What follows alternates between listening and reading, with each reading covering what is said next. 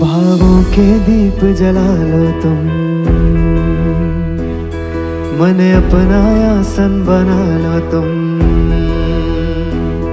राहों में नैन बिछा लो तुम, हर दिन होगा त्योहार। वो आने वाले हैं, हो जाओ तैयार, वो आने वाले हैं, हो जाओ तैयार। खुलने वाला है वो द्वार, मिलने वाला है वो प्यार, मिलने वाला है वो प्यार, वो आने वाले हैं, वो आने वाले हैं, हो जाओ तैयार, वो आने वाले हैं, हो जाओ तैयार, वो आने वाले हैं, हो जाओ तैयार। वो आने वाले हैं।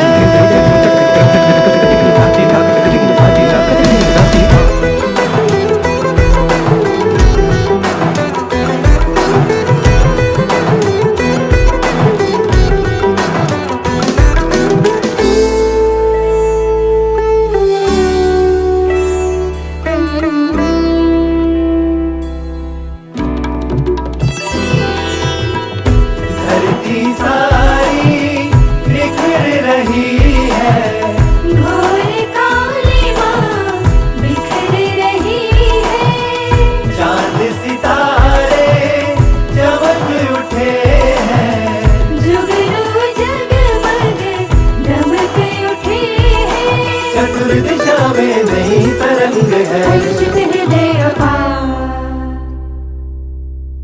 वो आने वाले हैं, हो जाओ तैयार, वो आने वाले हैं, हो जाओ तैयार, वो आने वाले हैं, हो जाओ तैयार, वो आने वाले हैं।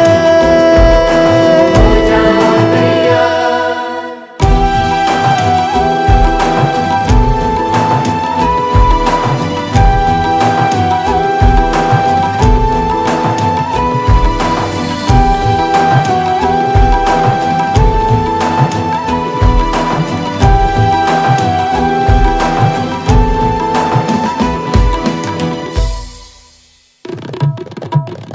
जाग समाधि उठ जाएंगे, नवयुग धरती पर लाएंगे, ज्ञान खड़ग से कलयुग का वो शीश भंग कर जाएंगे, धर्म ध्वजा को फहराएंगे। होगी जय जयकार। वो आने वाले हैं, हो जाओ तैयार, वो आने वाले हैं, हो जाओ तैयार, वो आने वाले हो हैं, जाओ तैयार, वो आने वाले हैं। हो जाओ तैयार।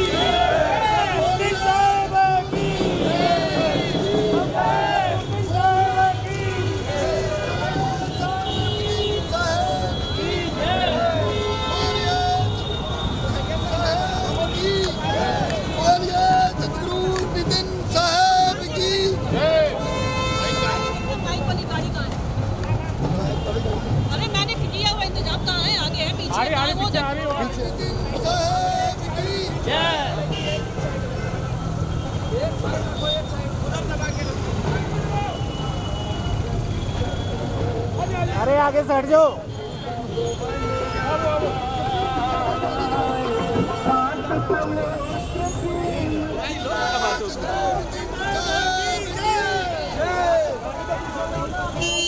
झंडा सीधा रखो। ड्यूटी चालू है, चिंता मत करो।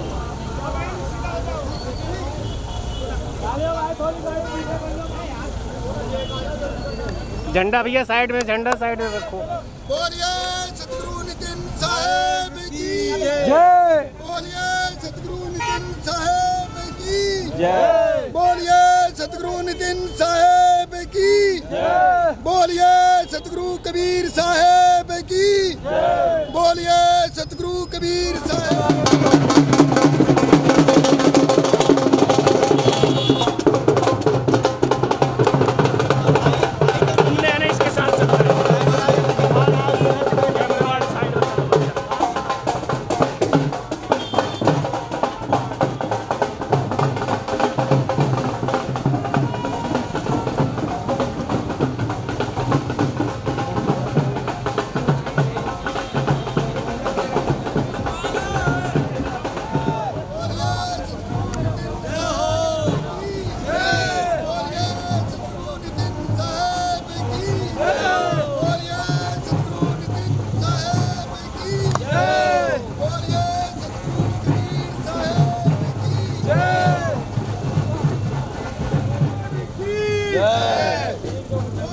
पीछे हो जाना।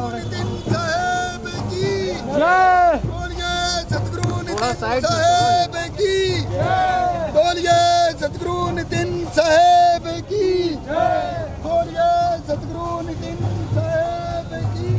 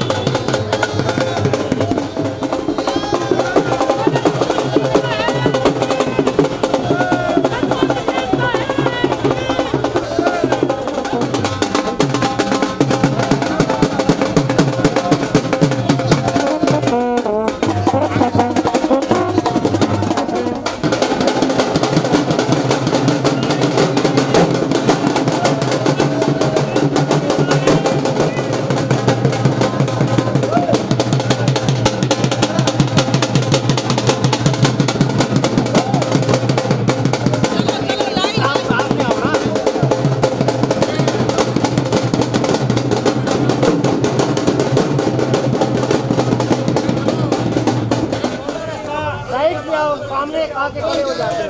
नितिन साहेब की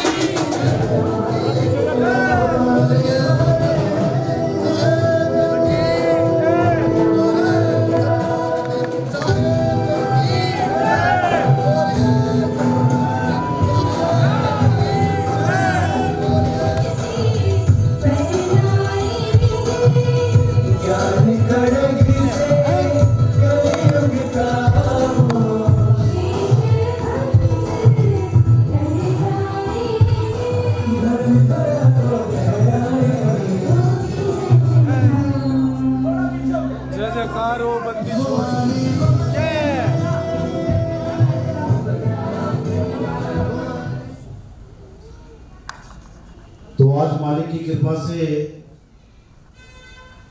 बंदी छोर की कृपा से ये मूल ज्ञान का सत्संग आयोजन किया गया है गाजियाबाद में। बहुत बड़े भाग हैं उन जीवों के जो आज इस सत्संग को सुन पाएंगे, और उससे भी बड़े भाग हैं उन जीवों के जो इसको थोड़ा सा भी समझ पाएंगे, क्योंकि मालिक की कृपा होती है तभी ये सत्संग समझ में आता है, अन्यथा कोई भी जीव इस सत्संग को कभी समझ नहीं सकता। तो आज हमारे बीच में हमारे देश के आईपीएस अधिकारी अब सेवानिवृत्त हो चुके हैं, और बहुत ही अच्छी सेवा इन्होंने हमारे देश की है। हम चाहेंगे कि ऐसे ही ईमानदार और बहादुर सिपाही हमारे देश को मिले। तो एक बार इनके लिए जोरदार तालियां।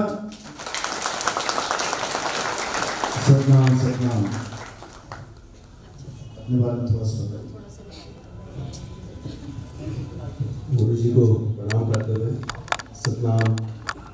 महाराज जी नितिन दास जी का बहुत नाम सुना, जो कबीर वाणी का जिस तरीके से प्रचार प्रसार आपके द्वारा पूरे भारतवर्ष और अंतर्राष्ट्रीय स्तर पर किया जा रहा है, उससे मैं भी प्रभावित होकर मैडम सीमा सचदेवा जी से जब मेरी मुलाकात हुई, लेकिन मैं पहले जानता था, मैंने कई प्रोग्राम यहाँ पर देखे थे। इससे पहले जब चंद्रनगर क्लब में प्रोग्राम हुआ तो कई मेरे परिचित वहाँ पर विभिन्न जनपदों के मिले। एक संक्षिप्त परिचय अपने बारे में बता दूँ। मेरा नाम प्रेम प्रकाश है और मैं दिल्ली के गांव कैथवाड़ा से वहाँ से आया। उसके बाद मैकेनिकल इंजीनियरिंग की और फिर मैं आईपीएस में 1993 बैच उत्तर प्रदेश काडर में रहा। बहुत सारे जनपदों में मैं एसपी, एसएसपी और फिर उसके बाद डीआईजी, आईजी और एडीजी के पद पर रहा।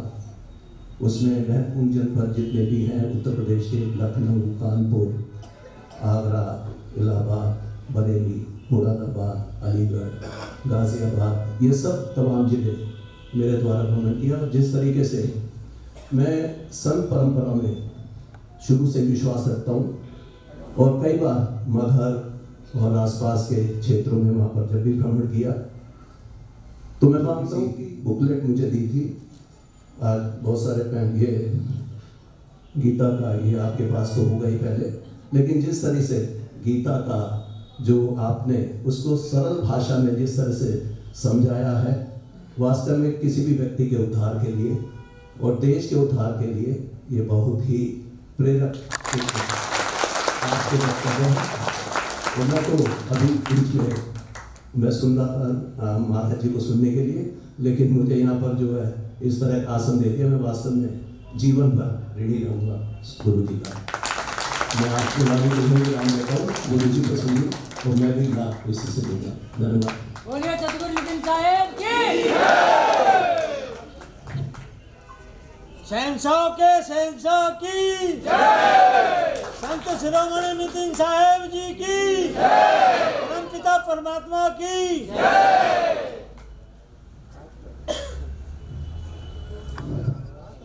बिना मालिक की कृपा के कोई सोचे कि मेरा विवेक जाग जाए, नहीं जाग सकता। ज्ञान तो हो जाएगा, किताबें रट लोगे, ग्रंथ रट लोगे, श्लोक दोहे रट लोगे, लेकिन उस ज्ञान से कल्याण नहीं होगा, बल्कि एक ऐसा अहंकार पैदा हो जाएगा कि मुझसे ज्यादा कोई नहीं जानता। सर्वानंद एक ब्राह्मण था और यही सब करके वेद पुराण रट के हर प्रकार से अपने आप को सर्वश्रेष्ठ सिद्ध करने में पूरा जीवन बिता दिया।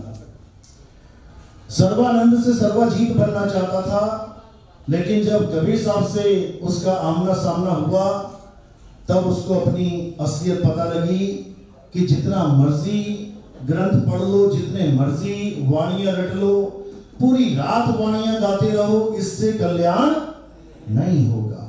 इसलिए साहिब ने कहा, पोथी पढ़ जग मुआ और भयो ना पंडित कोय, एक आखर पीव का और पढ़े सो पंडित होए। तो आज उसी एक अक्षर की महिमा गाई जाएगी, उसी एक अक्षर को समझाया जाएगा ताकि हम सब जीवों का कल्याण हो, पूरे विश्व का कल्याण हो। तो आज का सत्संग शुरू करने से पहले परमात्मा के नाम पे जयकारा लगाएंगे। बोलिए परमपिता परमात्मा की, गणपति साहेब की, दीवान हरपति साहेब की, सतगुरु राम सेवक साहेब की, सतगुरु बयापति साहेब की, करीनापुर धाम की, सभी संतों जो इस तीन लोक में बार बार जन्मते और मरते, इसी जन्म मरण में उलझे पड़े हैं।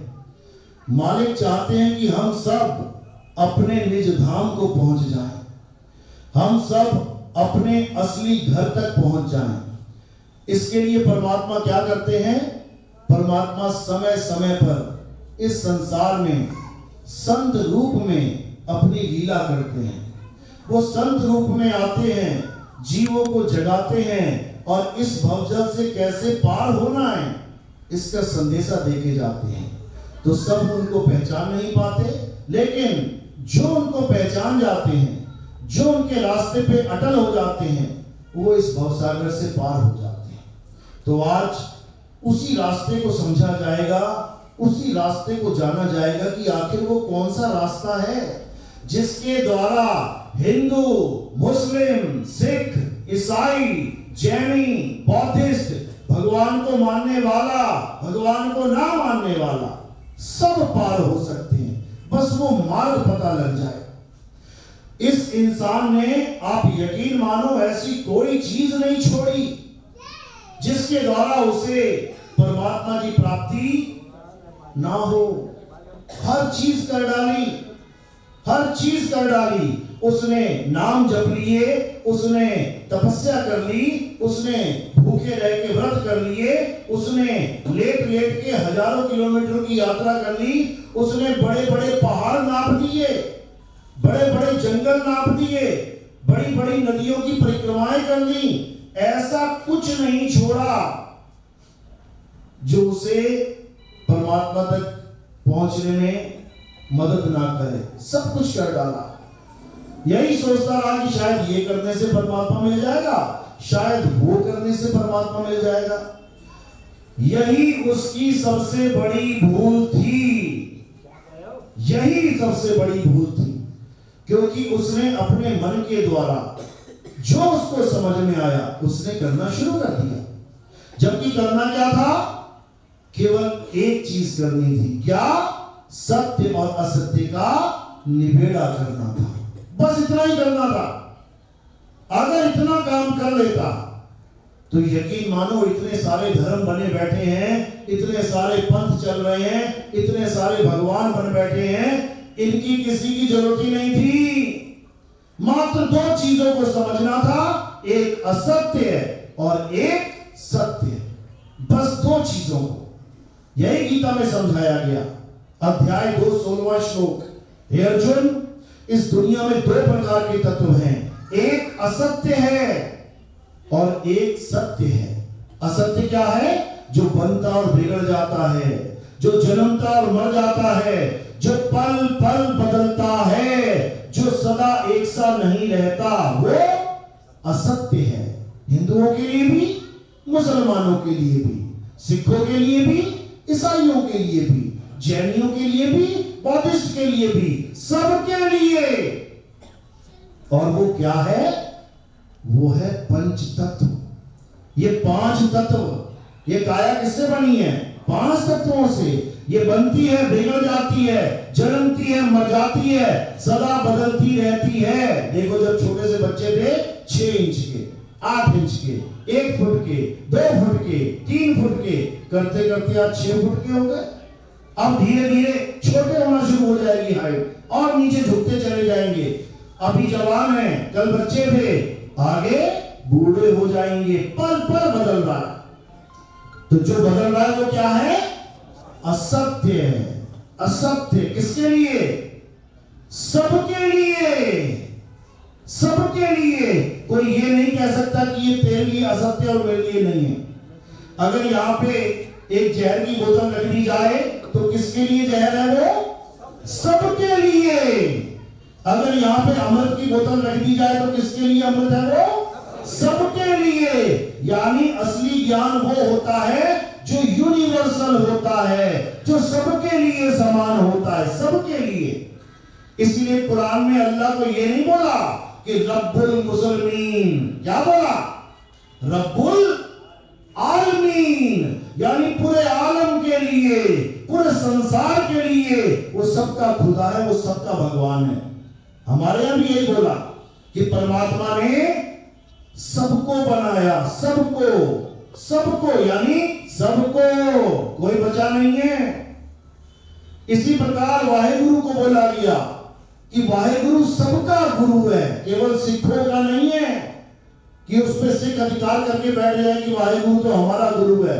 सारे आलम का गुरु है, सारे जहान का गुरु है, बस हम उसको पहचान नहीं पा रहे हैं। जिस दिन उसको पहचान गए उस दिन ये धर्मों के नाम पे झगड़े, ये फसाद, ये दंगे, याद रखो हमारा सबसे बड़ा दुश्मन हमें लगता होगा कोई देश है, लेकिन तुम पूरे साल की लिस्ट निकाल के देख लो, हमारे देश के लोग किसके द्वारा मारे गए हैं? अपने ही लोगों के द्वारा। अपने भारत में दंगे होते हैं, भारतीय ही भारतीयों को काट रहे हैं और नाम किसका लेते हैं? हमारा पड़ोसी मुल्क, हमारा दुश्मन है। अरे जिसके बच्चे मर गए उसको पूछो पड़ोसियों ने मारे कि तुम ही ने मार डाले। हम अपने ही देशवासियों को मारने लगे हैं। किस मैटर पे? मुद्दा क्या है? केवल भगवान का, अल्लाह का, वाहिगुरु का नाम, मात्र नाम। हिंदू कहता है मुसलमान को पकड़ के बोल जय श्री राम, मुसलमान हिंदू को पकड़ के बोल अल्लाह अकबर। उससे पूछो श्री राम को देखा क्या? नहीं देखा तो नहीं। तूने अल्लाह को देखा भाई? नहीं देखा तो नहीं। तूने गॉड को देखा? नहीं मैंने नहीं देखा। तूने वाहिगुरु को देखा? नहीं देखा। फिर किस बात का झगड़ा है? फिर झगड़ा किस बात का है? केवल अक्षरों का। ये जो मुंह से अक्षर निकल रहे हैं, जय श्री राम, अल्लाह, वाहिगुरु, क्या है ये अक्षर? इन्हें 52 अक्षर कहते हैं। आ आ ई ई उ उ का खा गा चा छा टा ठा डा। इन अक्षरों को किसने बनाया? आदि मानवों ने बनाया। एक समय ऐसा था जब आदि मानव था, नंगा घूमता था, खाने के लिए कुछ नहीं था, जानवरों की तरह शिकार करता था, आग भी नहीं थी उसके पास, पत्थर से पत्थर टकरा के आग जलाना सीखा। समझो, अक्षर नहीं थे उसके पास, आग जलाने के बाद भी उसका नाम नहीं पता था रखूं क्या। फिर धीरे धीरे बुद्धि विकसित हुई, इस मुंह से आवाजें निकलने लगी, जिसने जितनी आवाजों को पकड़ा उसको लिपिबद्ध करने लग गए। भारत देश में कितनी आवाजें निकली मुंह से? कितने अक्षर निकले? 52 अक्षर।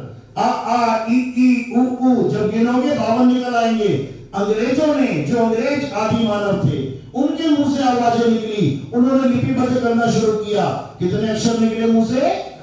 26 अक्षर। वो 26 पे ही खत्म हो गए और हम 52 पे आ गए। 26 दूनी 52, यानी हमारी बुद्धि 2 गुना विकसित थी। ऐसे ही नहीं बोलते हैं भारत को विश्व गुरु, समझे? वो अंग्रेज 26 पे अटक गए और हम 52 बना के बैठ गए। उसके बाद क्या हुआ? इन्हीं अक्षरों के द्वारा हमने भी नाम रखने शुरू किए। जो चीज दिखने लगी, पेड़ पौधे, पत्थर, हवा, पानी, जो दिखा, सूरज, चांद, सितारे, अंग्रेजों ने भी रखना शुरू कर दिया। सन, स्टार, मून, फायर, एयर, यहां तक तो मामला ठीक था, कुछ ना कुछ तो बोलना ही पड़ेगा। हमने बोला आग, उसने कहा फायर। हमने कहा सूरज, चांद, सितारे, उसने कहा सन, मून एंड स्टार्स। हमने कहा धरती, उसने कहा अर्थ। यहां तक तो समझ में आता है। लेकिन जब हमने उस ताकत का नाम रखना शुरू किया जिसकी वजह से आप चल रहे हो, एक आदमी खड़ा है और एक आदमी पड़ा है जिसको मर्द कहते हैं, क्या फर्क है दोनों में? किस चीज की कमी है? आत्मा की। अब हमने उस आत्मा का नाम रखना शुरू कर दिया। किसी ने उसका नाम रख दिया अल्लाह, किसी ने उसका नाम रख दिया वाहिगुरु, किसी ने उसका नाम रख दिया गॉड, किसी ने उसका नाम रख दिया राम। यानी उसकी ताकत से हम सब चल रहे हैं। अब जब ये नाम रखे गए अलग अलग भाषाओं में, अलग अलग देशों में, अब इसको कोई लाके पकड़ के दिखा तो सकता नहीं है। कोई कहे हाँ अल्लाह है, दिखा, हाँ वाहिगुरु है तो दिखा, हाँ गॉड है तो दिखा नहीं सकता। लेकिन कह सकता है कि सारी कायनात अल्लाह की ताकत से चल रही है। पता भी नहीं हो सकता उसकी मर्जी के बिना, कह सकता है। अब इसी ताकत को भगवान, ईश्वर, अल्लाह, गॉड, वाहिगुरु नाम रख के छोड़ दिया गया। अब मानो चाहे ना मानो, वो तुम्हारी मर्जी है। यहां तक भी मामला ठीक था कि चलो तूने राम नाम रख लिया, तू राम राम कर ले, तूने अल्लाह नाम रख लिया, तू अल्लाह अल्लाह कर ले, तूने वाहिगुरु नाम रख लिया, तू वाहिगुरु वाहिगुरु कर ले। यहां तक भी मैटर कोई दिक्कत नहीं है। दिक्कत कहां पे आ गई? जब झगड़े होने लगे, तेरा राम छोटा, मेरा अल्लाह बड़ा, तेरा वाहिगुरु छोटा, मेरा गॉड बड़ा।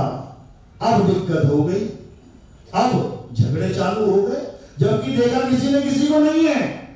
झगड़ा किस बात का है? मात्र अक्षरों का। ये जो अक्षर मुंह से निकल रहे हैं, मुसलमानों के यहां जाके एक बार कह दो अल्लाहू अकबर, सारे खुश हो जाएंगे, सारे खुश। क्यों? क्योंकि हमने वो अक्षर निकाल दिए मुंह से जो वो सुनना चाहता है। ना उसने अल्लाह देखा ना मैंने देखा, केवल अक्षर से अक्षर मैच हुआ और दिल खुश हो गया। हिंदुओं के पास जाके कह दो जय श्री राम, क्या निकला? जय या श्री राम। हिंदू भी खुश। मात्र अक्षरों के द्वारा सारे खुश होते चले जा रहे हैं। सबको अक्षरों की पड़ी है, किसी को उसकी नहीं पड़ी है जिसके ये नाम रखे गए। यानी सब अक्षरों में ही खुश हो गए हैं। प्यास सबको लगी है, लेकिन सब पानी के नाम में खुश हो गए हैं। पानी कोई पीना नहीं चाहता, बस दिक्कत यही है। पानी के नाम के झगड़े हैं। एक पानी का यानी H2O, साइंटिफिक नेम क्या है? H2O। ये नाम, ये किसी आदमी का नाम दिया हुआ नहीं है, ये तत्व का नाम है। हाइड्रोजन और ऑक्सीजन, ये बॉन्ड है इसका, ये तत्व है। अब इसके जो नाम रख दिए गए हैं अलग अलग भाषाओं में, वो हर जगह अलग मिलेंगे। किसी ने कहा जल, वाटर, नीर, तोय, पानी, हर जगह अलग अलग। लेकिन H2O तुम कहीं पे भी जाके, किसी भी साइंटिस्ट के पास जाके, किसी भी साइंस वाले बच्चों की क्लास में जाके H2O बोल देना बस। ना तुम्हें पानी बोलने की जरूरत, ना तुम्हें जल बोलने की जरूरत, ना तुम्हें वाटर, ना नीर, ना तोय। वो बच्चा 101% समझ जाएगा, चाहे वो किसी भी भाषा का क्यों ना हो। कारण क्या है? क्योंकि उसको तत्व ज्ञान है। उसको पता है H2O इज इक्वल टू जल, वाटर, नीर, तोय, पानी, कुछ भी कह लो। वो तत्व ज्ञान लेके बैठा है और तुम केवल नाम लेके बैठे हो। इसीलिए झगड़ा चल रहा है, इसीलिए झगड़ा चल रहा है। तो ये झगड़ा कैसे शुरू हुआ है? 52 अक्षरों से। तो कबीर साहब ने इसी 52 पर जोरदार प्रहार किया, क्योंकि अगर इस बीज को खत्म कर दिया गया तो आगे पेड़ नहीं बनेगा। यानी अगर तुम्हें यह समझ में आ जाए कि 52 से काम नहीं बनेगा, तत्व ज्ञान से काम बनेगा, तो सारे झगड़े खत्म। फिर तत्व की बातें होंगी, फिर 52 की बातें नहीं होंगी, क्योंकि 52 की बातें केवल जीव से शुरू होके काम तक खत्म हो जाती है। मैंने बोला राम और तुमने सुना राम, हो गया काम। आगे आगे ना मैं जानूं कौन है राम, ना वो जाने कौन है राम। तो हमने क्या करना है? हमने 52 से परे उस तत्व ज्ञान को जानना है। हे अर्जुन, जो इस तत्व ज्ञान को जान जाता है, जो इस सत्य को जान जाता है, जो आत्म तत्व को जान जाता है, उसके लिए जीवन में कुछ जानना शेष नहीं रह जाता। वो तत्व से मुझे जान लेता है, वो तत्व से ही मेरा रूप हो जाता है, उसे तत्व ज्ञानी कहते हैं। तो असत्य क्या है? ये शरीर असत्य है, और शरीर से पैदा होने वाली हर वस्तु असत्य है। जैसे ये स्माइल पैदा हो रही है, ये रोने का चेहरा पैदा हो रहा है, आंसू निकल रहे हैं, ये धूप, ये लार निकल रही है, ये 25 प्रकृतियां यही हैं। 5 तत्व की 25 प्रकृतियां, 3 गुण यही हैं। पैदा होना, पलना, मर जाना, ये सब असत्य है। ये मुंह से निकलने वाले, शरीरों से पैदा होने वाले सारे अक्षर असत्य है, झूठे हैं। ये जीव है तो निकलेंगे, और जिस दिन जीव कट गई सारे अक्षर खत्म। झूठे अक्षर हैं ये, नकली नाम है ये, जितने मर्जी बना लो, लेकिन झूठे नाम से कभी किसी का कल्याण नहीं होगा। कल्याण किससे होगा? सतनाम से होगा। सतनाम का मतलब क्या है? सच्चा नाम, सच्चा नाम। अब कृष्ण जी क्या समझा रहे हैं कि हे अर्जुन, जो जन्मता और मर जाता है, जो पल पल बदलता है, वो असत्य है। तो सत्य क्या है? हे अर्जुन, आत्मा ही सत्य है। इस आत्मा का ना तो कभी जन्म होता है, और ना ही इस आत्मा की कभी मृत्यु होती है। ये आत्मा अजन्मा है, नित्य है, शाश्वत है, अचल है, अडोल है। ये सदा सदा स्थिर रहने वाला है। इसका कभी ना तो जन्म होता है, ना कभी मृत्यु होती। नैनम छिन्दन्ति शस्त्राणि, नैनम दहति पावका, न चैनम क्रोधं तापे, न शोषति मारुता। हे अर्जुन, इस आत्मा को ना तो कोई शस्त्र काट सकता है, ना अग्नि जला सकती है, ना वायु सुखा सकती है, ना जल भिगो सकता है। इस आत्मा का कोई कुछ नहीं बिगाड़ सकता। तो पूजनीय क्या है, शरीर या आत्मा? बस इसी को समझना है। जहां जहां कृष्ण जी ने आत्मा की बात करी, सबने ढक दिया, छुपा दिया, और जहां उन्होंने कहा कि मेरी शरण में आ जा, उसको उजागर कर दिया और शरीर की शरण में भेज दिया। किसकी शरण में भेज दिया? शरीरों की शरण में भेज दिया कि कृष्ण जी की मूर्तियां बनाओ, कृष्ण जी की फोटो लगाओ, कृष्ण जी एक इंसान है, उनकी पूजा करो। जबकि वो कह के थक गए गीता में, हे अर्जुन, गलती से भी मुझे एक नर रूप में इंसान मत समझ लेना। ये इंसान मेरा रूप नहीं है।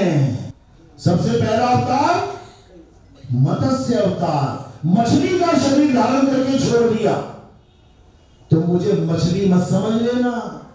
दूसरा अवतार कुर्म अवतार, कछुए का शरीर धारण करके पूरा समुद्र मंथन करके छोड़ दिया, मुझे कछुआ मत मान लेना।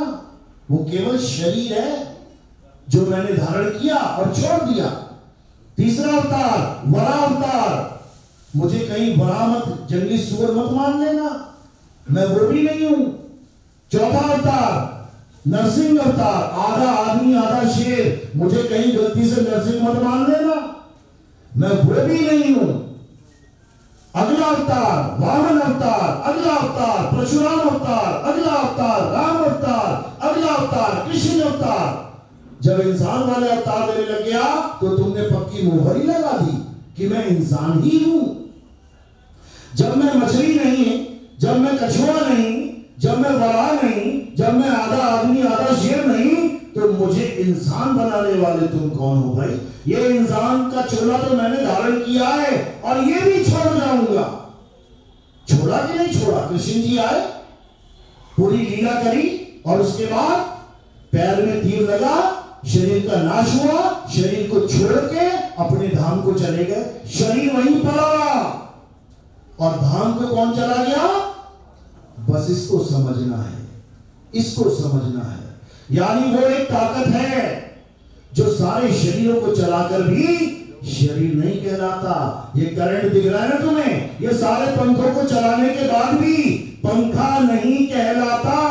हमने कैसे उस करंट को पंखा बना दिया, हमने कैसे उस आत्मा को शरीर बना के बुझवा दिया।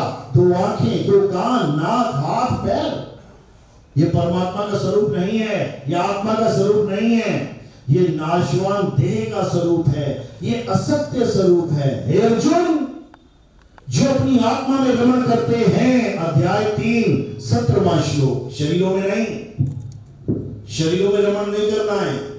जो अपनी आत्मा में रमण करते हैं, जो अपनी आत्मा में तृप्त हैं, जो अपनी आत्मा में संतुष्ट हैं, उनके लिए कोई धार्मिक कर्म कर्तव्य लागू ही नहीं होता, यानी उसके ऊपर कोई कुछ लाद ही नहीं सकता धर्म के नाम पे। उसको अच्छे से पता है क्या होता है धर्म, यानी अपनी सूरत को, अपने ध्यान को अपनी आत्मा में लगाना है, तुम्हें अपने स्वरूप में समाना है। और जब तुम अपने स्वरूप को जान जाओगे तो तुम में और कृष्ण जी के स्वरूप में कोई भेद नहीं है। जो तू सो हम। हे अर्जुन, मेरे 4 प्रकार के भगत हैं। पहला भगत जो दुनियावी इच्छाओं के लिए मेरी भक्ति करता है तो मेरा ही भगत, लेकिन लो लेवल छोटा भगत है, छोटी बुद्धि वाला भगत है। दूसरा भगत जो परेशानी आने पे मुझे याद करता है, जो तकलीफ आने पे मुझे याद करता है तो मेरा ही भगत, लेकिन बड़ा खुदगर्जी भगत है, बड़ा मतलबी भगत है, लो लेवल भगत है। तीसरा भगत जो मेरी लीलाएं देख के आकर्षित होता है, जो जिज्ञासावश मुझे जानने की कोशिश करता है, वो मेरा तीसरा भगत है। ये जितने अंग्रेज दिखाई दे रहे हैं तुम्हें, ये तीसरे नंबर के भगत हैं। ये लीलाएं देख देख के कृष्ण जी ने पूरा पहाड़ उठा लिया एक उंगली पे, क्या बात है। कृष्ण जी ने बकासुर को मार दिया, कृष्ण जी ने कंस को मार दिया, क्या बात है। ये केवल जिज्ञासावश आ रहे हैं मेरी लीलाओं को देख के, मेरी भक्ति करने के लिए। ये भी लो लेवल भगत हैं। लेकिन जो चौथा भगत है वो ज्ञानी भगत है। वो मेरी लीलाओं को देख के आकर्षित नहीं होता, वो केवल काम पड़ने पे मुझे याद नहीं करता, वो दुनिया की इच्छाओं के लिए मुझे याद नहीं करता। वो तत्व ज्ञानी होता है, वो मुझे तत्व के द्वारा जानने की कोशिश करता है, वो मेरे सत्य स्वरूप को पहचानने की कोशिश करता है, और वो ही मुझे यथार्थ में जान सकता है कि मेरा स्वरूप क्या है। अन्यथा जो मुझे आदमी मानते हैं वो कभी मुझे जान ही नहीं सकते। अरे कृष्ण जी को छोड़ो, तुम अपने माँ बाप को नहीं जान पाए, तुम अपने पिता को आदमी और माता को औरत समझते रहे, लेकिन जब वो शरीर छोड़ के जाते हैं तो आदमी और औरत नीचे पड़े रह जाते हैं, और जाने वाला अजर अमर अविनाशी जीव चला जाता है। कहां समझ पाए माता पिता को, ये पढ़ी है माता, ये पढ़ा है पिता, और कह क्या रहे हो, मेरी माता ने शाम 6 बजे शरीर छोड़ दिया, मेरे पिता ने शाम 6 बजे शरीर छोड़ दिया। तो पिता ने जब शरीर को छोड़ा तो पिता थोड़े नहीं मरा, मरा कौन? शरीर। जिसको छोड़ा गया, जिसको छोड़ा वो मरा, जिसने छोड़ा वो अमर है। और गाते भी हो, ईश्वर अंश जीव अविनाशी। अविनाशी का मतलब क्या होता है? मर जाना। अविनाशी मतलब अजर अमर अविनाशी। अमर है वो कभी नहीं मरता। और जो उसको मरा हुआ समझता है अर्जुन, जो आत्मा को मरा हुआ समझता है या आत्मा किसी को मार देगी ऐसा समझता है, ये दोनों ही अज्ञानी हैं। ये नहीं जानते भी आत्मज्ञान को। इसलिए कबीर साहब ने भी बार बार समझाने की कोशिश करी कि तुम जिसकी पूजा कर रहे हो वो शरीर है, वो नाशवान तत्व है, तो किसकी पूजा करनी है? आत्मदेव की। कबीर साहब क्या कहते हैं? जल में नींद प्यासी, मोहे देखते आवे हासी, आत्म ज्ञान बिना नर भटके, कभी काबा कभी काशी। कहते चाहे हिंदू है, चाहे मुसलमान, चाहे काबा घुमाए, चाहे काशी चला जाए, जब तक उसे आत्म ज्ञान नहीं हो गया तब तक उसकी कभी मुक्ति नहीं हो सकती, तब तक वो कभी परमात्मा को प्राप्त नहीं कर सकता। ये 101% सत्य है। मानो चाहे ना मानो, वो तुम्हारी मर्जी। इसी को गुरु ग्रंथ साहब में बोला गया कि आत्मदेव पूछिए गुरु के सहज सुभाए, आत्मेनो आत्मेदि प्रतीत देखकर ही परचा पाए। गुरु ग्रंथ साहब में कह रहे हैं कि अगर किसी को पूजना है तो किसकी पूजा करनी है? आत्मदेव पूजिए। बताओ कौन पूज रहा है? किसी भी गुरुद्वारे में चले जाओ, नीचे से लेके ऊपर तक, और किसी भी पाठी को कहो कि मुझे आत्मदेव पूजना है। क्यों? क्योंकि गुरबाणी में लिखा है, गुरबाणी में लिखा है आत्मदेव पूजिए। मैं कैसे पूजूं? कैसे पूजूं आत्मदेव को? आत्मदेव है कहां? तो आपको क्या बता दिया जाएगा? वाहेगुरु वाहेगुरु जपो। अरे जपने की बात नहीं चल रही है, बात पूजने की है। जपने की तो मुझे कहीं जाने की जरूरत ही नहीं है, मुझे खुद इतने नाम पता है भगवानों के। राम क्या नहीं पता है? पता है। अल्लाह पता है, वाहेगुरु पता है, गॉड पता है, ओम नमः शिवाय पता है, हरे कृष्णा। तो मुझे गुरु धारण करने की जरूरत क्या है? मैं तो कहीं पर भी बैठ के नाम जपता हूं। फिर क्यों बार बार बोला जा रहा है कि बिना गुरु ज्ञान ना उपजे? नाम तो बिना गुरु के मेरे पास पहले से ही है, लेकिन ज्ञान नहीं हो सकता। गुरु ज्ञान देता है, गुरु नाम नहीं देता। नाम कौन देता है? नाम कौन देता है? जपी। जपी जप करवाएगा तुमसे, जो खुद माला लेके बैठा है। राम राम राम राम राम राम राम राम। मुसलमान है तो अल्लाह अल्लाह अल्लाह अल्लाह अल्लाह, सिख है तो वाहेगुरु वाहेगुरु वाहेगुरु वाहेगुरु, ईसाई है तो गॉड गॉड हालेलुया हालेलुया।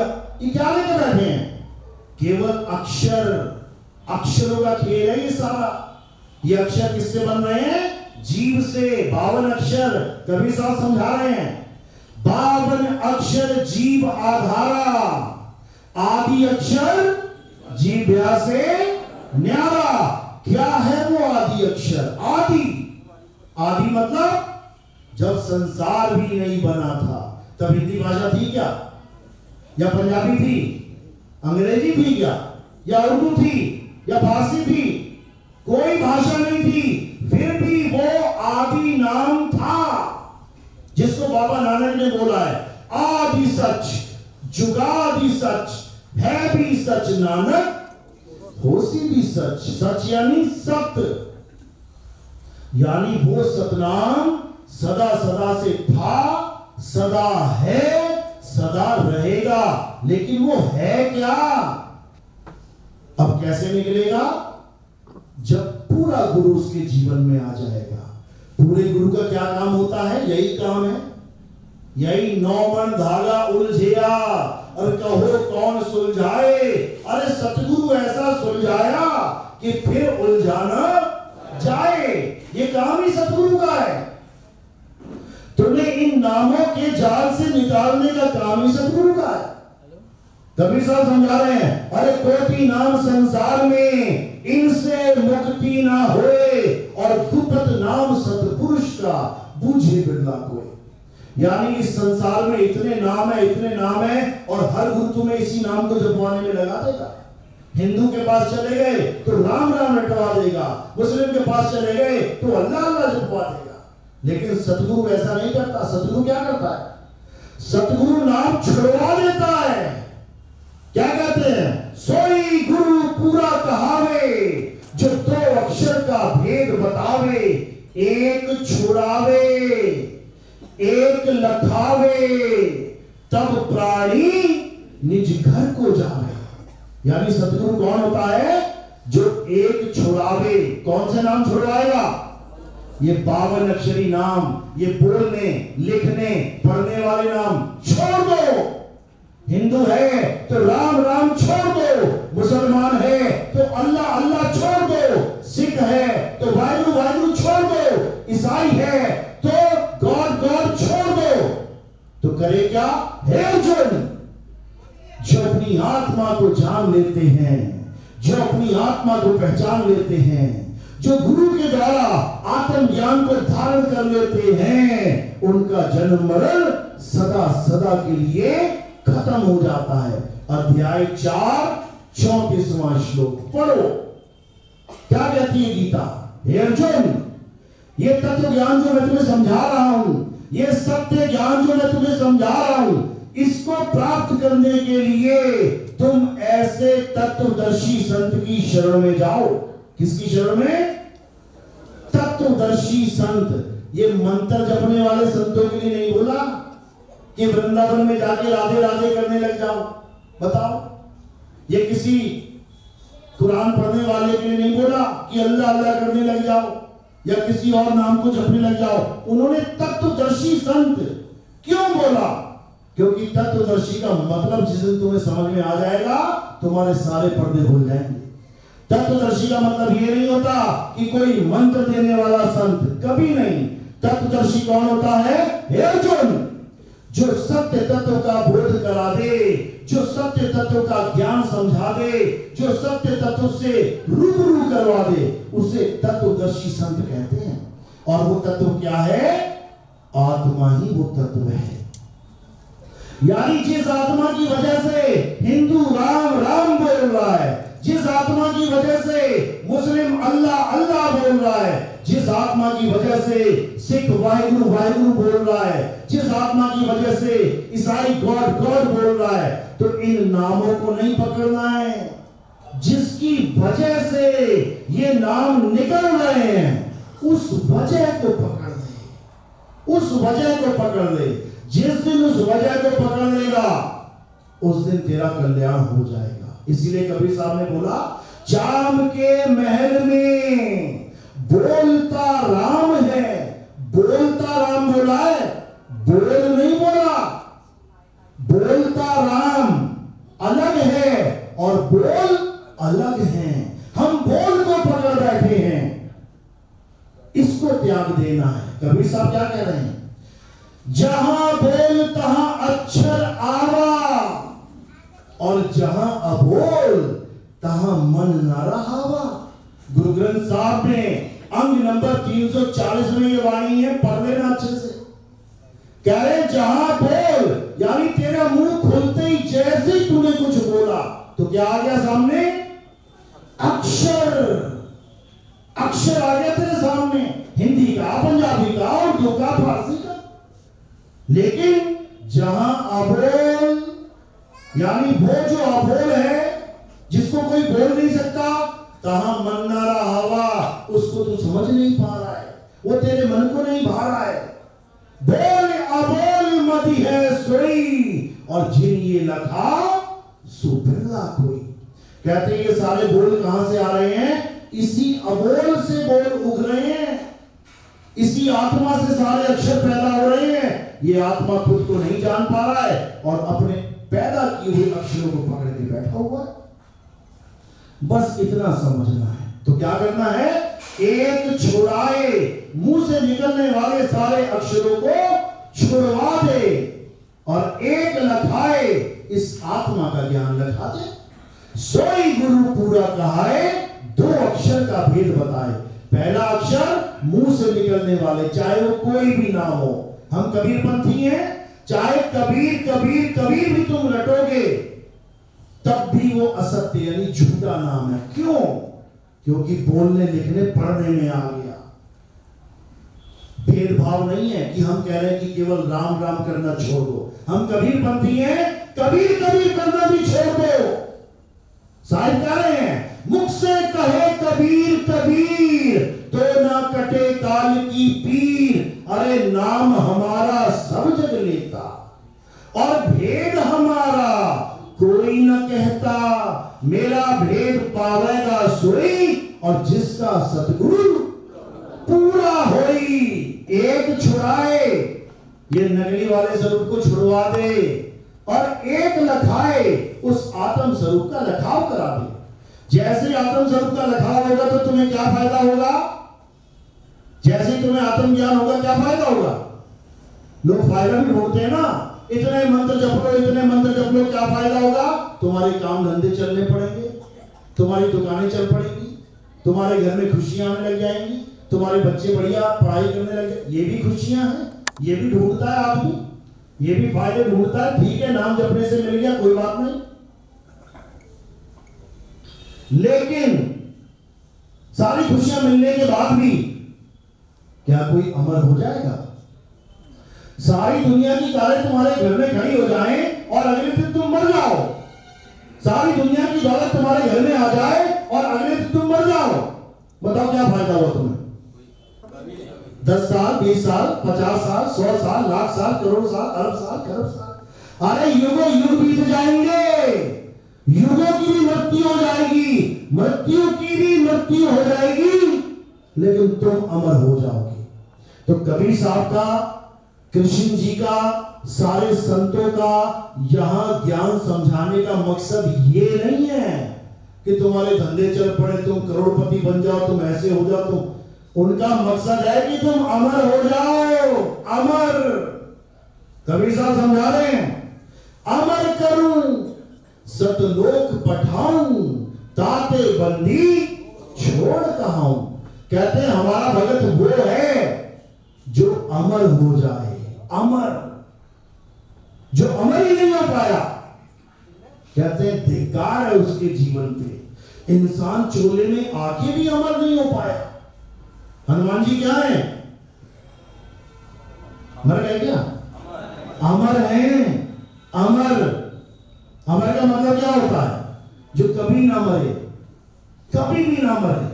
तो राम जी चले गए, कृष्ण जी चले गए, पैर में तीर लग गया, जल में समाधि ले ली, इस सेवक अमर कैसे हो गया? ये कोई नहीं जानता। ये तब जान पाओगे जब हनुमान जी के गुरु जी के बारे में समझोगे वो कौन थे। हनुमान जी के गुरु जी ने उनको जो ज्ञान दिया वो अमरता का ज्ञान था। हनुमान जी को आत्म ज्ञान हुआ, तब वो अमर हुए। हनुमान चालीसा पढ़ो, सबसे पहले किसका नाम आना चाहिए था? राम जी का, लेकिन किसका आ गया? गुरु जी का। श्री गुरु चरण सरोज रज, निज मन मुकुर सुधार, बंदो रघुवर बिमल जसु, जो दायकु फल चार। तो गुरु जी के बारे में जानो ना पहले। हनुमान चालीसा पढ़ रहे हो, पहली लाइन में श्री गुरु चरण ढूंढो, कहां है गुरु के चरण? जिस दिन तुम्हें गुरु के चरण मिल गए उस दिन तुम भी अमर हो जाओगे। तुम भी अमर हो जाओगे, याद रखना। गुरु के चरण बताने के लिए ही ये सारे सत्संग चल रहे हैं। ध्यान मूल गुरु रूप है, पूजा मूल गुरु पांव। ये पांव मत समझ लेना गुरु जी के, ये मिट्टी के पांव हैं, लेकिन जो असली गुरु के पांव होते हैं, अमर पांव है। वो अमर, वो जन्म मरण में नहीं आते, वो बनने बिगड़ने में नहीं आते। उसी चरणों की धूल हमें चाहिए और हम अजर अमर अविनाशी हो जाएंगे। तो इतनी सी बात समझने में पूरा पूरा जीवन बीत जाता है मेरे भाई। कृष्ण जी को समझने में पूरा जीवन बीत जाएगा, कबीर साहब को समझने में पूरा जीवन बीत जाएगा। लेकिन अगर समझना चाहो तो 2 लाइनों में समझ सकते हो। क्या है कबीर? साहिब कहते हैं, अरे कबीर कबीर क्या करे, तू खोज अपन शरीर और 10 इंद्रियां बस में कर, तू आप याद कबीर। ये 10 इंद्रियां क्या हैं? यही 10 रथ हैं। राम जी के पिताजी थे ना दशरथ। दशरथ का मतलब क्या होता है? 10 इंद्रियों का रथ। ये है 10 इंद्रियों का रथ। ये है, जब राम जी का वियोग हो जाता है तो दशरथ की क्या हो जाती है? मृत्यु। राम कौन है? ये आत्म राम है। जब आत्म राम इस 10 इंद्रियों के रथ से अलग हो जाता है तो ये दशरथ विलय हो जाता है। अब क्या करना है? इस दशरथ को चला कौन रहा है? 10 इंद्रियां बस में कर। जो इसको बस में कर ले, जो अपनी आत्म स्वरूप को जान ले, वही कबीर है और कोई कबीर नहीं है। याद रखना, इसी आत्म स्वरूप को कबीर बोला गया है। कत्ता केवल नाम है, बप्पा ब्रह्म शरीर, और रारा सब में रम रहा। सब में रम रहा। वो सतलोक में नहीं बैठा है कि कोई कहे सतलोक में बैठा है कबीर। वो सब में रम रहा है। कोई ये ना सोचे कि राम जी किसी धाम में बैठे हैं, वो सब में रम रहे हैं। तुझ में राम, मुझ में राम, सब में राम समाया, और सबसे कर लो प्रेम, जगत में कोई नहीं पराया। कौन सा राम? आत्म राम। सबके पास आत्मा है? आत्मा है ना? नाम सुना सबने? अपनी अपनी आत्मा लेके आए हो? छूट तो नहीं है घर पे किसी की? कहीं वो अभी मार्च चल रहा था ना, ये पूरा, वहां तो जाएगी किसी की सड़क पे? सब लेके आए हो? कैसे पता लगेगा लेके आए हो? क्योंकि बैठे हुए हो, हिल रहे हो, बोल रहे हो, देख रहे हो, इसका मतलब आत्म राम पास ही है। और जब वो छोड़ देगा तो यहां लाश बन के गिर जाओगे। सारी उम्र तुम्हें आत्म राम ही संभाल रहा है, सारी उम्र। लेकिन सारी उम्र बिताने के बाद भी अगर कोई तुमसे पूछ ले कि आत्मा कैसी होती है, तो तुम्हारे पास जवाब नहीं होगा। कैसी होती है? लाल है, पीली है, काली है, गोरी है, लंबी है, छोटी है, मोटी है, नाटी है, कैसी होती है आत्मा?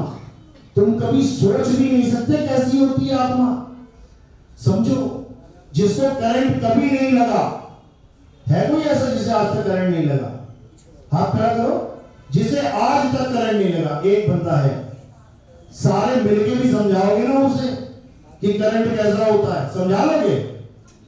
सारे मिलके सारा जीवन समझा देना उसको, वो तब भी नहीं समझ पाएगा कैसा होता है। बस उसको एक बार करंट छुआ देना, जैसे ही छुआ दोगे उसी वक्त उसे ज्ञान हो जाएगा। और ये ज्ञान कब तक होगा, कब तक रहेगा? सारी उम्र का ज्ञान हो जाएगा, सारी उम्र का ज्ञान। वो जीवन में कभी ये नहीं कहेगा कि करंट पंखे जैसा होता है, भले पंखे से करंट लगा उसको। वो कभी नहीं कहेगा कि करंट पंखे जैसा होता है। वो क्या कहेगा? अरे पंखा तो लोहे का था, लेकिन वो तार लगाई तो करंट में तो झटका लगा मुझे। पंखे को छू के झटका नहीं लगता है, करंट को छू के झटका लगता है। इसी प्रकार शरीर और आत्मा में जमीन आसमान का अंतर है। पंखे के 3 पर होते हैं, करंट के भी 3 पर होते हैं क्या? पंखा लाल पीला हरा गुलाबी होता है, करंट भी लाल पीला गुलाबी होता है क्या? बिल्कुल नहीं। पंखा बड़ा छोटा होता है, करंट भी बड़ा छोटा होता है क्या? बिल्कुल नहीं। इसी प्रकार आत्मा और शरीर में यही भेद है। शरीर लाल गुलाबी हो सकता है, शरीर बड़ा छोटा हो सकता है, शरीर काला गोरा हो सकता है, शरीर कैसा भी हो सकता है, लेकिन आत्मा एक है, सब में एक है। उसी आत्मदेव को जानना है, उसी आत्मा को पहचानना है, उससे ही सबका कल्याण होगा। इसके अलावा और कोई रास्ता नहीं है, मंजिल नहीं है। मंजिल क्या है? आत्म ज्ञान ही हमारी मंजिल है। हे अर्जुन, जो आत्मा में सिद्ध हो जाते हैं, जो आत्मा में स्थित हो जाते हैं, वो स्थित प्रज्ञ कहलाते हैं। बस इतना सा। समझ में आ रही बात? ये हवा में जा रही है। किस किस को समझ में आ रही है? हाथ खड़ा करो। बहुत संतों ने हमें संदेश दे चुके हैं, संतों ने बाणियां भर दी हैं कि ऐसी त्राईमाम होने वाली होगी। कहते हैं 7-7 कोस पे एक दिया जलेगा। उससे पहले इस पूरे आत्म ज्ञान को बच्चे बच्चे तक पहुंचा देना है। एक भी मेरे देश का बच्चा ऐसे नहीं मरना चाहिए कि उसको पता ही ना हो कि क्या करना है। समझ लो, चाहे वो हिंदू का बच्चा है, चाहे मुसलमान का बच्चा है, चाहे सिख का बच्चा है, चाहे ईसाई का बच्चा है, वो हमारे देश का बच्चा है, वो हमारा बच्चा है। यानी जब पता लग गया कि यहाँ पे बाढ़ आने वाली है, तो गांव में, शहर में, देश में एक भी ऐसा बच्चा नहीं बचना चाहिए जिसे हम तैरना ना सिखा दें। सबको तैरना सिखाना है। इसका नाम भवसागर ऐसे ही नहीं रख दिया। संतों ने क्या नाम रखा है? भवसागर। सागर कैसे जाएंगे, कैसे पार करेंगे? तैर के। तैरना एक कला है, मृत्यु एक कला है। ये नहीं होता आएगी देखी जाएगी। अरे मरता मरता जग मुआ, मरना जाने ना कोई, और ऐसी मरनी जो मरे, जैसी मैं बता रहा हूं, बहुत ना मरना हो। अब 5 मिनट में मर्दी भी समझ लेती कि मर्दी होती क्या है। ये एक पिंजरा है, कितने तत्वों का है? 5 तत्वों का। कितने दरवाजे इस पिंजरे में? 9 वाले कौन है? हाथ खड़ा करो। 9 दरवाजे। 10 वाले कौन है? सारे ही हैं। 10 दरवाजे का पिंजड़ा है। साहिब समझा रहे हैं 10 द्वारे का पिंजड़ा, अरे तामे बोले कौन, और रहीबे को अचरज है, उड़े सो अचरज कौन। कहते हैं ये 10 द्वारे का पिंजड़ा है। 9 द्वार कहां है इसके? 9 खुले हुए हैं। कौन से 9 द्वार हैं? 2 आंखें, 2 कान, 2 नाक के छेद, 1 मुख, 7 हो गए। 7 दरवाजे इस चेहरे में ही हैं, और बाकी 2 दरवाजे लिंग और बुधा, वो नीचे के द्वार हैं। इन्हीं 9 द्वारों से सारा संसार इस पिंजरे को छोड़ता है। सारा संसार इन्हीं 9 द्वारों में से प्राण त्याग देता है। किसी का पेशाब निकल जाएगा, किसी की लैट्रिन निकल जाएगी, किसी के नाक से ब्लड निकलेगा, किसी के कान से ब्लड निकलेगा, किसी की आंखें बाहर आ जाएंगी, किसी की जीभ बाहर आ जाएगी। 9 द्वारों से निकल गए तो कहां चले जाएंगे? 1,84 में। अब एक दरवाजा और है, वो गुप्त द्वार है, जिसको 10वें द्वार कहते हैं। 10वें द्वार से भी निकल गए तो कहां चले जाएंगे? राजपाट में चले जाएंगे। साहिब समझा रहे हैं 9 द्वारे संसार सब, और 10वें योगी साध, एकादश खिड़की बनी, कोई जाने संत सुजान। यानी 10वें द्वार से निकलने पर भी मुक्ति नहीं होगी। मुक्ति कैसे होगी? 11वें द्वार में समाने से। तो जब सद्गुरु मिलेगा तो क्या करेगा? तुम्हें 10वें द्वार का ज्ञान देगा, 9 द्वार से तुम्हारा ध्यान हटवा देगा। 9 द्वार नहोदर फीके, रस अमृत 10वें चुईजे। यानी 10वें द्वार के पार वो रस अमृत कैसे मिलेगा? अमृत का मतलब वो नहीं जो देवता अमृत लेके घूम रहे थे, वो नकली अमृत था, नकली था वो। असली अमृत क्या है? असली अमृत है आत्मा। अमृत यानी अमृत, मृत यानी मुर्दा जो मर जाए, आगे आ लगा दिया। अमृत यानी जो कभी ना मरे, और वो कौन है? आत्मा ही वो अमृत है। उस अमृत को पाना है और अमर हो जाना है। इसमें हिंदू मुस्लिम सिख ईसाई वाली बात कोई नहीं है। हमारे यहाँ कोई मुस्लिम भाई बैठा है? हाथ खड़े करो। एक ही आया, 2, बाकी चले गए। सिख भाई कितने हैं? हाथ खड़े करो। बहुत अच्छी बात है। ईसाई है कोई? हालेलुया वाला एक है, बहुत अच्छी बात है। हिंदू सारे ही हैं, कोई बात नहीं, अच्छी बात है। ये ज्ञान किसी एक धर्म का ज्ञान नहीं है, ये ज्ञान किसी एक जात पात का ज्ञान नहीं है, ये ज्ञान सारे संसार का एक ज्ञान है। इसी ज्ञान को सत्य सनातन धर्म कहते हैं। इस दुनिया में केवल एक ही धर्म है, बाकी पंथ हैं। एक धर्म कौन सा है? सत्य सनातन धर्म। इसका मतलब क्या होता है?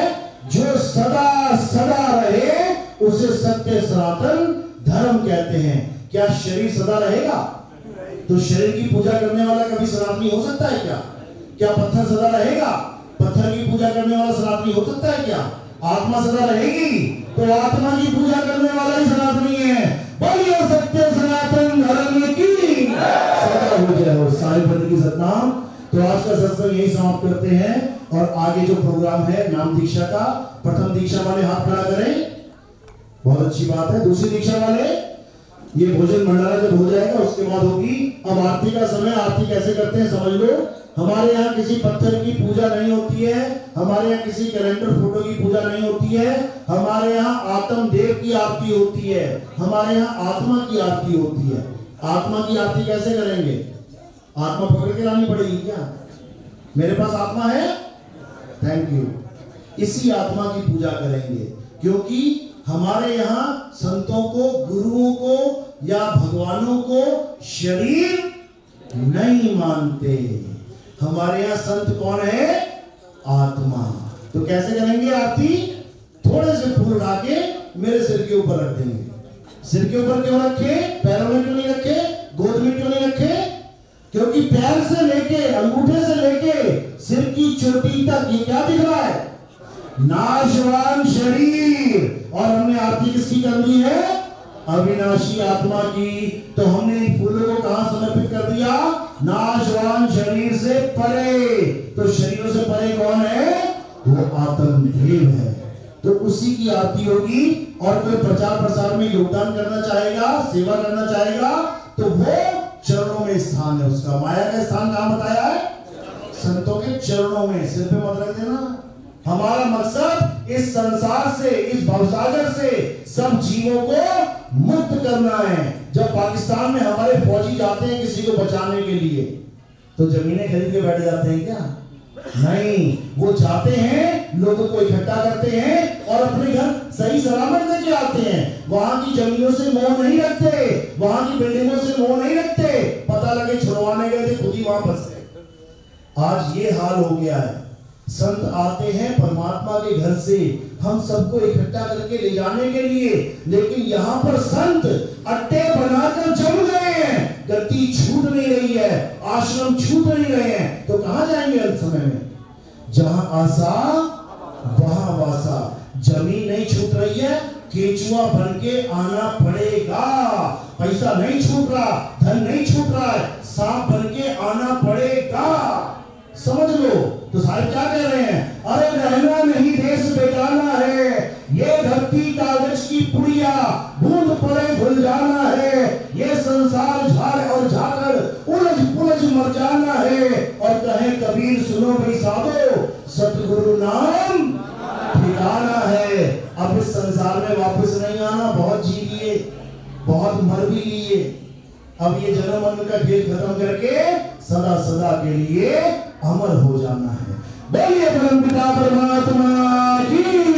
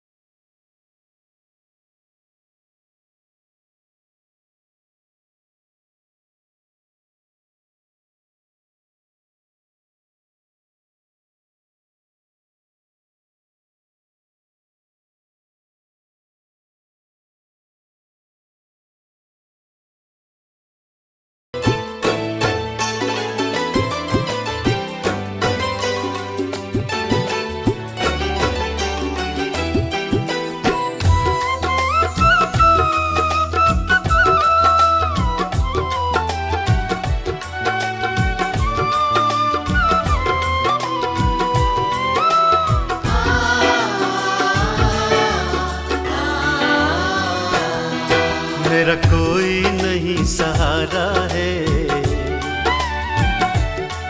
मेरा हाथ पकड़ लेना गुरुजी। मेरा कोई नहीं सहारा है, मेरा हाथ पकड़ लेना गुरुजी। मेरा कोई नहीं सहारा है, मेरा हाथ पकड़ लेना गुरुजी। मेरा कोई नहीं सहारा है,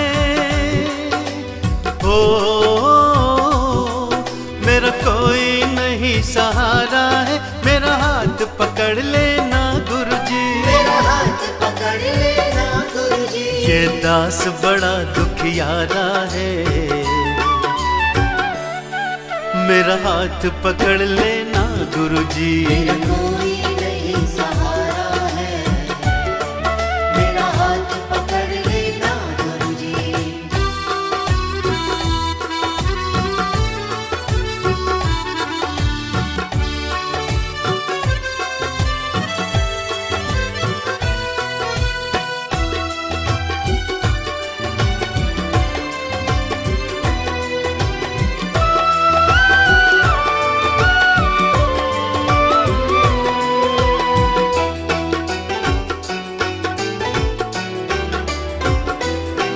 रिश्ते देखे नाते देखे, रिश्ते देखे नाते देखे, सारी दुनियादारी देखी। सारी दुनियादारी देखी। मतलब का ये जग सारा है, मेरा हाथ पकड़ लेना गुरुजी। मतलब का ये जग सारा है, मेरा हाथ पकड़ लेना गुरुजी। ये दास बड़ा दुखियारा है, ओ ये दास बड़ा दुखियारा है, मेरा हाथ पकड़ लेना गुरुजी। मेरा हाथ पकड़ लेना गुरुजी। मेरा कोई नहीं सहारा है, मेरा हाथ पकड़ लेना गुरुजी। मेरा कोई नहीं सहारा है, मेरा हाथ पकड़ लेना गुरुजी।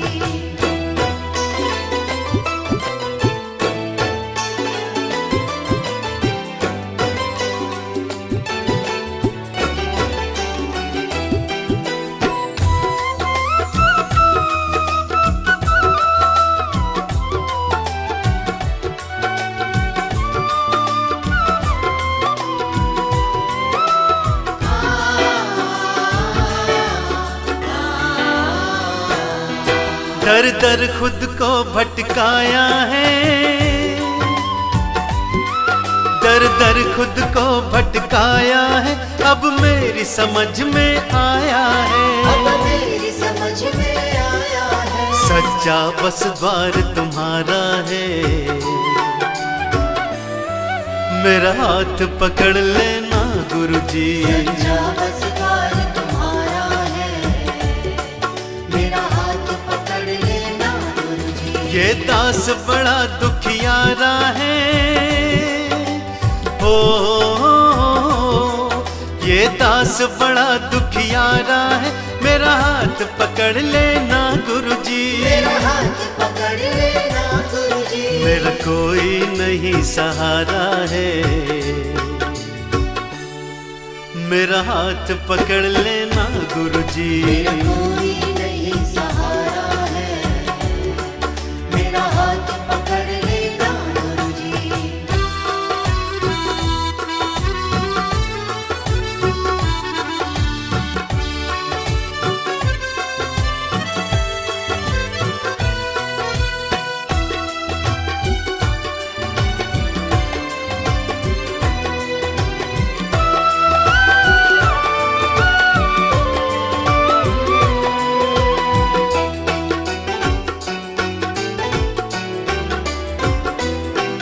मुझे भव से पार लगा देना, मुझे भव से पार लगा देना, मुझे सच्ची राह दिखा देना। मुझे सच्ची राह दिखा देना। शर्मा तक तकदीर कमारा है।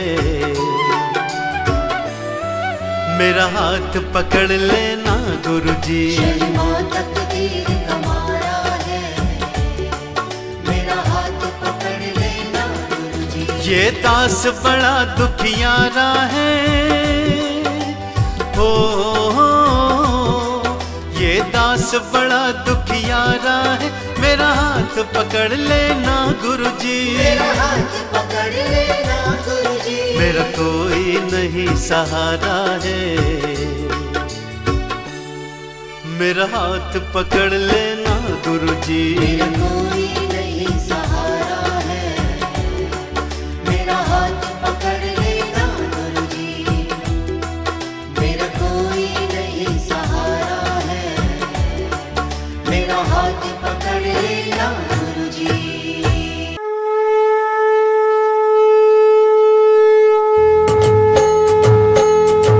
जय जय सत्य कबीर साहिब, जय जय सत्य कबीर। अजर अमर हो साहिब, अजर अमर हो साहिब। चारों जुग के पीर साहिब, जय जय सत्य कबीर। जयति जयति कबीरम नाशक भव पीरम साहिब, नाशक भव पीरम।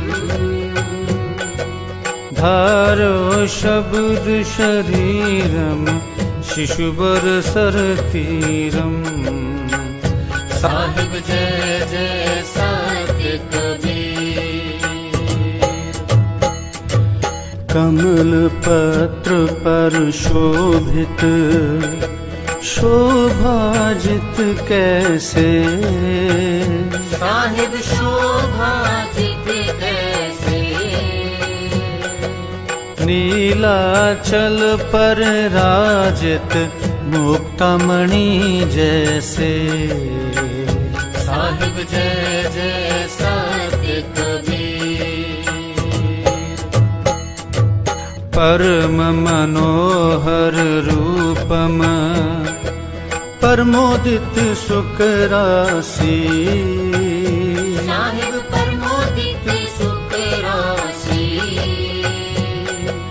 अति अभिनव अविनाशी अमरपुर वासी साहिब, जय जय सत्य कबीर। हंस बारन कारण प्रगटे तन धारी साहिब, प्रगटे तन धारी। पारख रूप बिहारी अविचल अधिकारी साहिब, जय